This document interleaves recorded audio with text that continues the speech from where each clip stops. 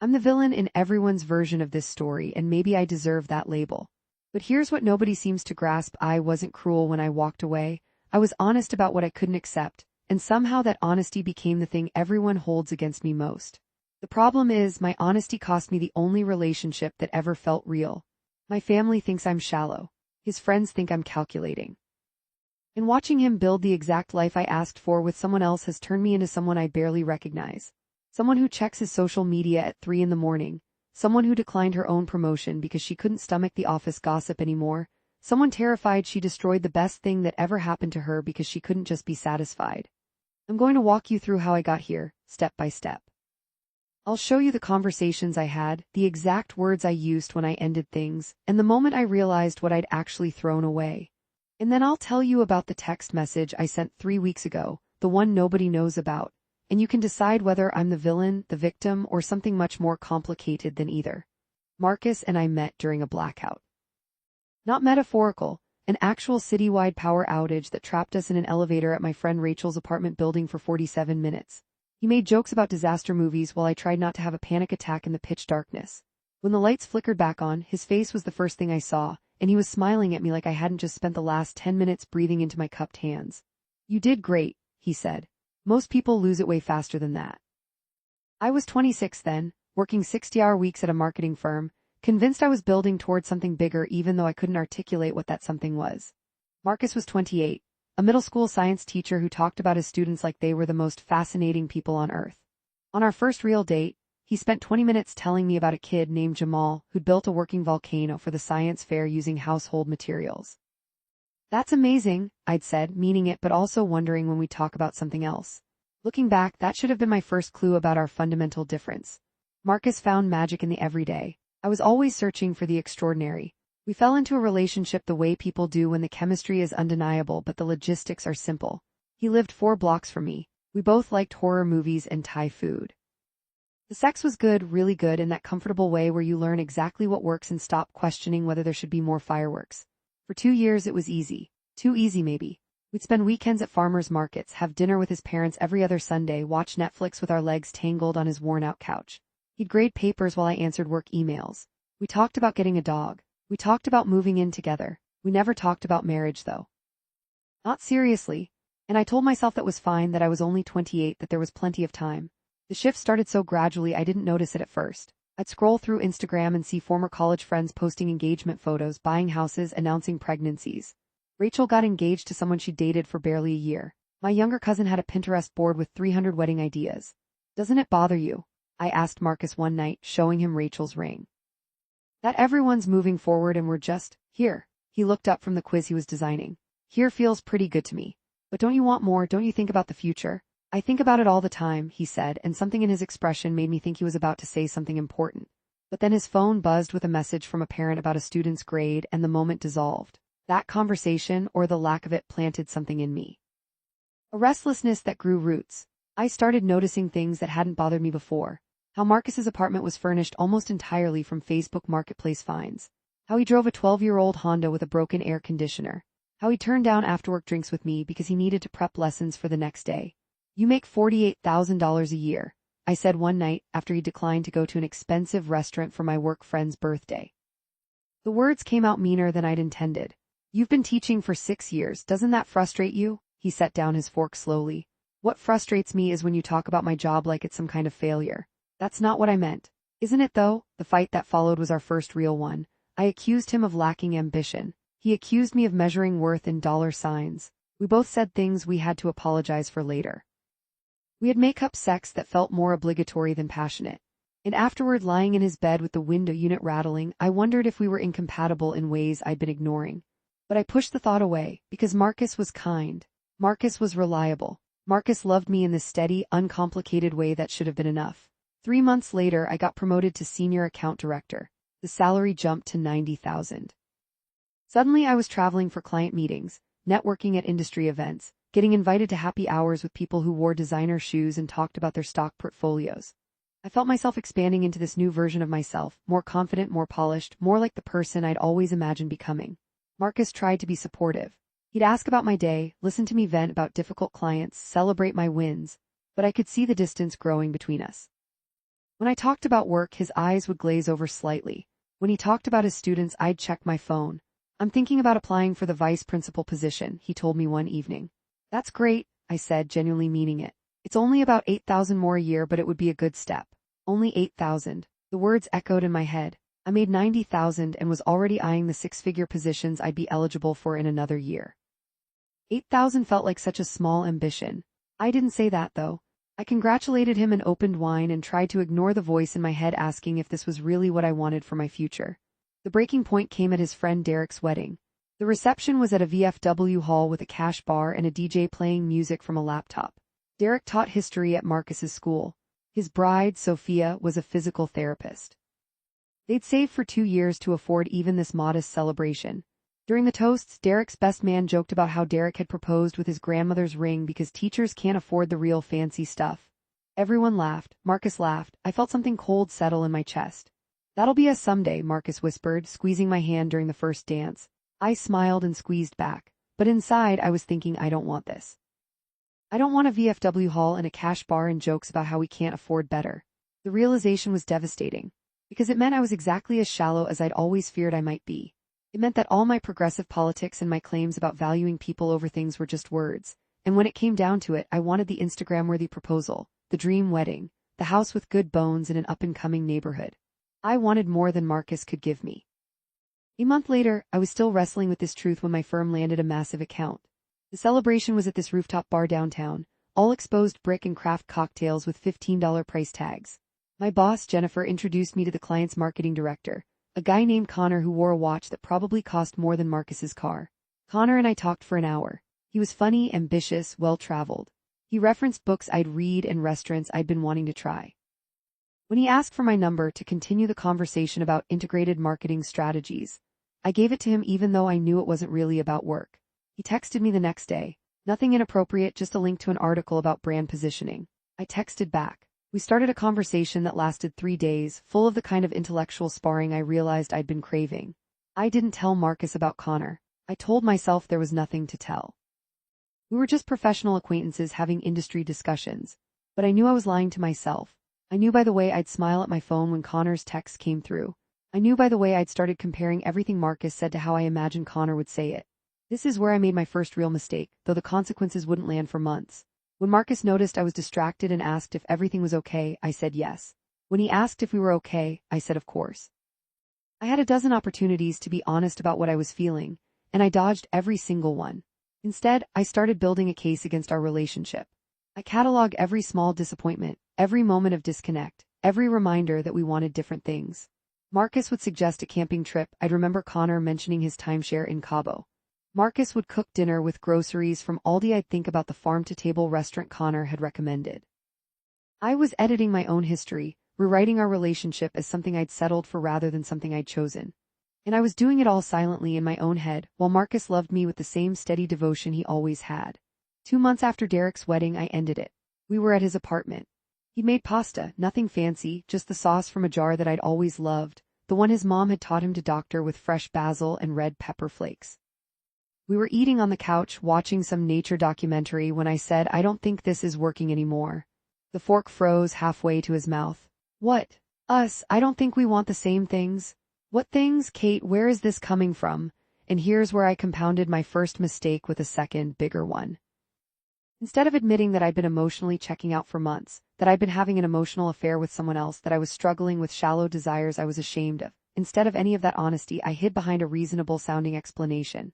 I need more than you can give me, I said. I need someone who's more ambitious, who wants the same kind of future I want. Someone who's building towards something bigger. His face crumpled. What does that even mean? I'm building a career. I'm good at what I do. I know you are, but you're content with a teacher's salary, with never traveling, with staying in the same apartment you've had since you were 23, and I'm not. I want more from life. More what? More money, more impressive-sounding job titles. It's not about that. It sounds exactly about that. He wasn't wrong, but I was too deep in my justification to admit it. It's about wanting a partner who matches my ambition, who's trying to build wealth, not just get by. Who wants experiences, not just this. I gestured around his apartment at the second-hand furniture and the posters he'd had since college and the life that had felt cozy 2 years ago but now felt suffocating. I love you, he said, and his voice cracked. I've been saving for a ring, Kate. I was going to propose at Christmas. I've had this whole plan. Don't, I interrupted. Please don't make this harder. You're breaking up with me because I don't make enough money. It's not that simple. Then explain it to me, because that's what I'm hearing. I'm not successful enough. My job isn't impressive enough. I'm not enough. I should have taken that opening. I should have admitted the truth about my own insecurities, my fear of settling, my complicated feelings about worth and success. Instead, I doubled down. You're putting words in my mouth. I'm just being honest about what I need in a relationship. I need someone who's more driven, more financially stable, more aligned with where I see my life going. And if you can't understand that, if you're going to make me feel guilty for knowing what I want, then this proves we're not compatible. The cruelty of those words haunts me now. I took his vulnerability and used it as a weapon. I made him feel small for daring to be hurt by my rejection. He asked me to leave. I did, righteously indignant that he couldn't just accept my decision gracefully. I went home, cried for an hour, then texted Connor asking if he wanted to get coffee that weekend. We went out 3 times over the next month. He was everything I thought I wanted: successful, confident, generous with money. He took me to restaurants that required reservations weeks in advance. He talked about his investment portfolio and his 5-year plan to make partner at his firm, and I was bored out of my mind. Connor was perfectly pleasant, but there was no depth there. Every conversation felt like a performance. Every date felt like a transaction. When he kissed me, I felt nothing but the absence of what I'd had with Marcus. But I'd made my choice, so I tried to make it work. I posted a photo of us at some trendy wine bar, knowing Marcus would probably see it since we still had mutual friends on social media. I wanted him to know I'd moved on, that I hadn't made a mistake, that I was living my best life. The likes and comments rolled in. So happy for you. You look amazing. He's so cute. Only Rachel pushed back. She texted me separately, "This feels fast. Are you okay?" "Better than okay," I lied. "I'm exactly where I should be." 3 weeks later, Connor and I fizzled out. He sent a text saying he didn't feel the spark and thought we should keep things professional. I was relieved. I stopped dating entirely, threw myself into work, tried to convince myself I was happier single than I'd been in a relationship that felt limiting. Then 6 months after our breakup, I saw Marcus's Instagram story. He was at some outdoor concert, his arm around a woman I didn't recognize. She was pretty in this understated way, dark curly hair, bright smile, wearing a sundress from Target or Old Navy or somewhere equally practical. The caption said, "Summer nights with this one." I stared at that photo for so long my phone screen went dark 3 times. Who was she? How long had they been together? Was this serious? I told myself I didn't care. I'd been the one to end things. I had no right to feel anything about him moving on. But I checked his profile obsessively after that. Through his stories and posts, I watched their relationship develop. Her name was Amanda. She was a librarian at the public library near his school. They went on hikes, cooked dinner together, attended his students' sports games. In every photo, they looked happy in this uncomplicated, genuine way. And Marcus looked different, lighter, like he'd been carrying something heavy with me and had finally set it down. I should have been happy for him. Instead, I felt this creeping sense that I'd made a catastrophic mistake. The feeling intensified when Rachel got engaged and asked me to be a bridesmaid. At the dress fitting, the other bridesmaids were all coupled up, talking about their boyfriends and husbands. I mentioned I was single, focusing on my career. "That's so brave," one of them said in a tone that suggested she meant the opposite. I could never prioritize work over finding a partner. "Well, I was in a relationship," I said defensively. "It just wasn't right. He wasn't ambitious enough." The women exchanged looks I couldn't quite read. "Caitlin dated Marcus Foster for 2 years, Rachel offered. "You know the guy I introduced her to?" "Oh, Marcus." Another bridesmaid, Sarah, I think, lit up. "He's dating my friend Amanda now. They're so cute together." My stomach dropped. Small world. Amanda says he's the most thoughtful guy she's ever dated. He writes her these little notes and hides them in her bag before work. And he's so good with the kids who come into the library. "That sounds great," I interrupted. "Good for them." But my hands were shaking as I held up my dress for alterations. That night I did something I'm not proud of. I created a fake Instagram account and used it to look at Amanda's profile, which wasn't private. Her feed was full of books, library events, and photos with Marcus. One caption caught my eye: "He surprised me with a weekend trip to the cabin where his parents got engaged. I've never felt more seen." Marcus's parents' cabin. The place he'd invited me to a dozen times, but I'd always found an excuse not to go because it didn't have Wi-Fi and I needed to stay connected for work. I scrolled through more photos. Marcus and Amanda at a pottery class. Marcus and Amanda volunteering at an animal shelter. Marcus and Amanda at what looked like his friend Derek's house, playing board games with other couples. They were doing all the things Marcus had wanted to do with me. All the things I'd considered boring or beneath my evolved tastes, and they looked happy, genuinely, radiantly happy. The worst part, Amanda seemed perfect for him. She was kind-looking, creative, clearly content with a simple life. She probably didn't care that Marcus drove an old Honda or made a teacher's salary. She probably loved him for exactly who he was, not some imaginary future version I'd wanted him to become. I felt sick. Not because I still loved Marcus, though I was starting to suspect I'd never stopped, but because I was realizing what I'd actually done. I hadn't left because we were incompatible. I'd left because I was too insecure to value what we had. I'd sabotaged the best relationship I'd ever had because I was more concerned with how it looked on paper than how it felt in reality. And now he was giving everything I'd asked for, the commitment, the future planning, the romantic gestures, to someone else. Someone who actually appreciated them. I became obsessed with their relationship. I checked both their profiles multiple times a day. I looked for signs of trouble, evidence that things weren't as perfect as they seemed. When I saw Marcus at a coffee shop near my office, pure coincidence, I hid behind a menu like a stalker. My work started slipping. I'd zone out during meetings, thinking about what Marcus and Amanda might be doing. I turned down social invitations because the thought of putting on a happy face felt exhausting. I started seeing a therapist who gently suggested I might be experiencing regret and depression. "You think?" I said, more sarcastically than she deserved. 8 months after our breakup, I saw the post that broke something in me. Marcus and Amanda at a fancy restaurant, way fancier than anywhere he'd ever taken me, with the caption, "She said yes." The photo showed Amanda crying happy tears, a ring on her finger, Marcus looking at her like she'd just given him the world. They'd been together less than a year. He'd saved up for my ring for who knows how long, and I'd never given him the chance to propose. But he'd managed to buy Amanda a ring, a beautiful one based on the photo, and ask her to marry him in less time than it took him to save for mine, because he was sure with her. Because she didn't make him feel like he needed to be anything other than who he was, because she said yes to the cabin and the board game nights and the life I'd rejected. I called Rachel, crying so hard I could barely speak. I fucked up, I managed to get out. I fucked up so bad. With Marcus, I thought I wanted more, I thought he wasn't enough. But the problem was me, Rachel, I was the one who wasn't enough. I couldn't appreciate what we had because I was too busy comparing our life to everyone else's highlight reels. "Kate, he's engaged, he's giving her everything. The commitment, the romance, the future, all the things I said I needed from him, he's giving to someone who actually deserves them." Rachel was quiet for a moment. "Did you ever actually tell Marcus you wanted those things, or did you just leave?" The question landed like a punch, because no, I hadn't. I'd built up this narrative about how Marcus wasn't ambitious enough, wasn't financially stable enough, wasn't enough. But I'd never once said, "I need more communication about our future. I need to feel like we're building towards something. I need romantic gestures and signs that you're thinking long-term." Never given him the chance to step up because I'd already decided he couldn't. I told him I needed more than he could give, I said weakly. And now he's proving that wasn't true.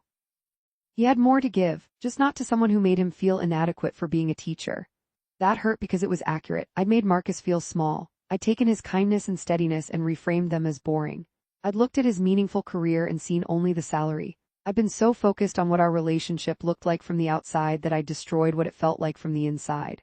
"I have to tell him," I said suddenly. "Have to explain?" "Absolutely not," Rachel cut me off. "He's engaged, Kate, he's happy. You don't get to unload your guilt on him now. That would be selfish as hell." She was right, but it didn't stop me from drafting the text message that night. And the next night, and every night for 3 weeks, the messages got progressively more pathetic. I made a mistake. I wasn't ready to appreciate what we had. "I'm sorry for making you feel like you weren't enough. I see now that you were always enough." I was the one who wasn't. I never sent any of them. But I kept writing them, kept refining them, kept imagining some scenario where Marcus would read my words and realize he'd made the mistake, not me. Rachel's wedding came 2 months after Marcus's engagement. I knew he'd be there with Amanda. Rachel had invited them both since Marcus had become friends with her fiancé through some intramural soccer league. I spent 2 hours getting ready, trying on 6 different dresses, doing my makeup 3 times. I wanted to look incredible. I wanted Marcus to see what he was missing. But when I walked into the reception, they were already there, and I felt any remaining confidence evaporate. Amanda looked beautiful in a simple blue dress, laughing at something Marcus was saying.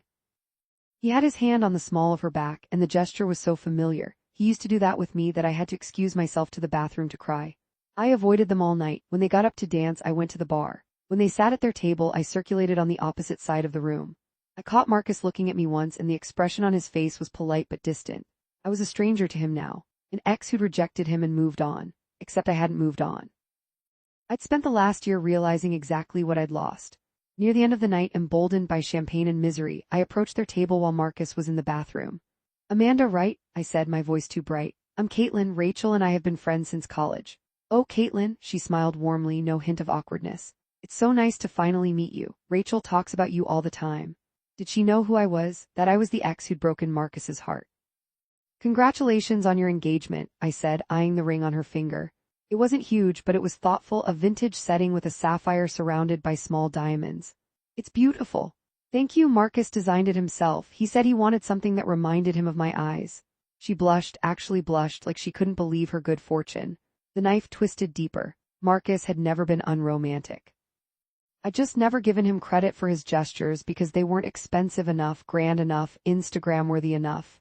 He's really great, I heard myself say. You're lucky.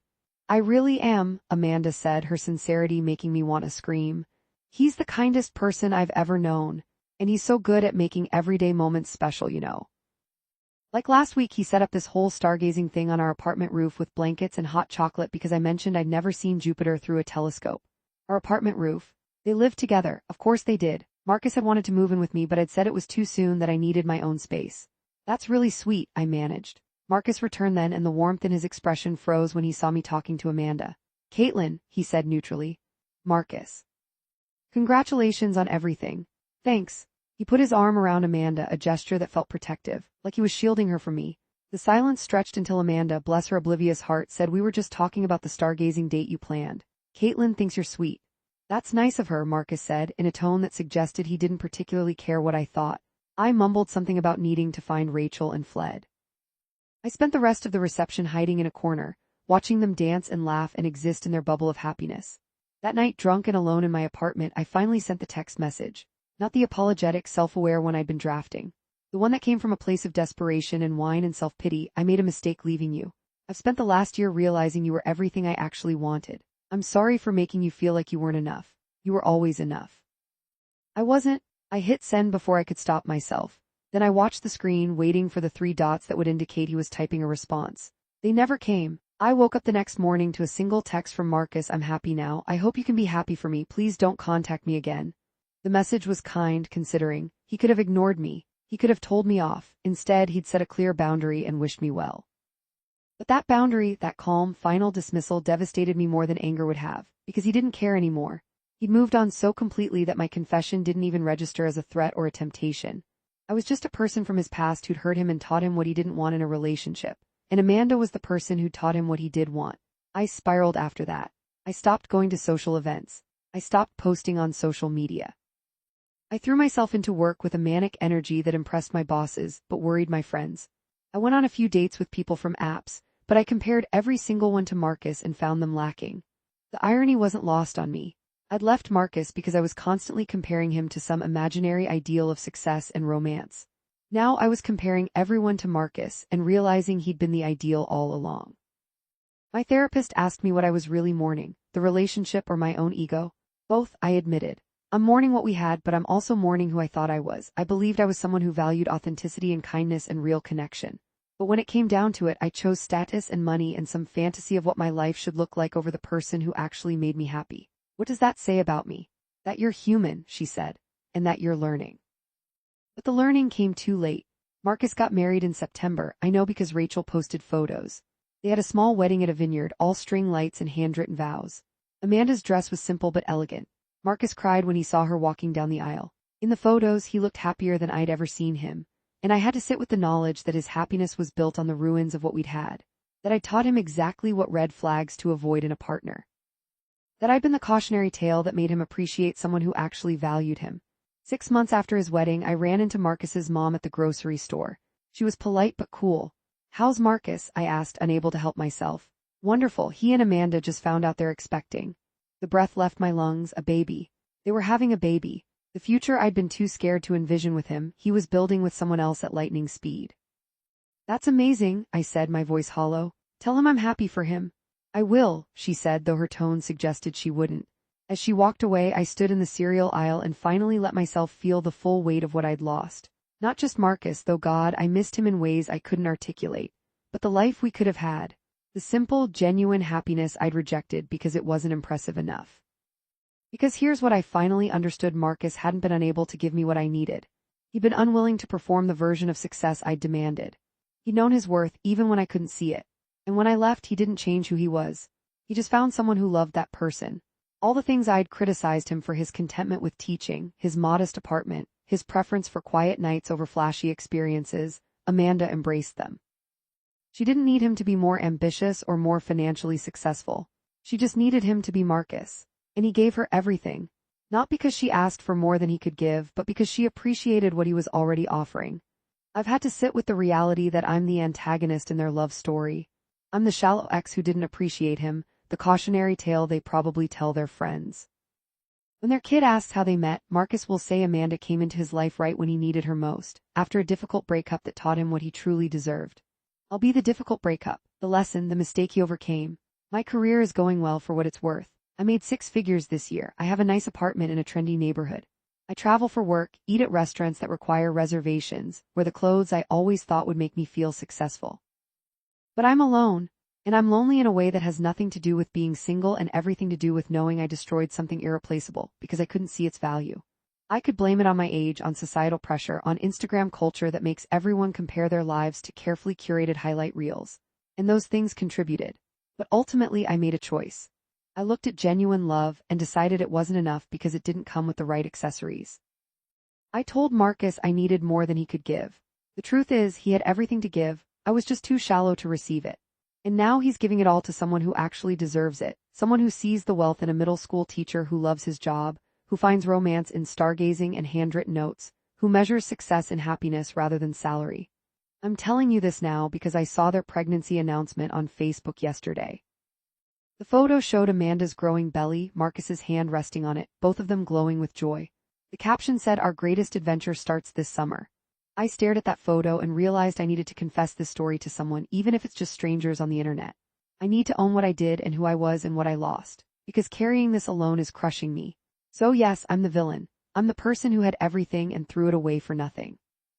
I'm the person who broke a good man's heart because he wasn't impressive enough on paper. I'm the person who realized too late that the most valuable things in life are the ones you can't post about or quantify or use to make yourself look good to acquaintances who don't actually care. And I have to live with that.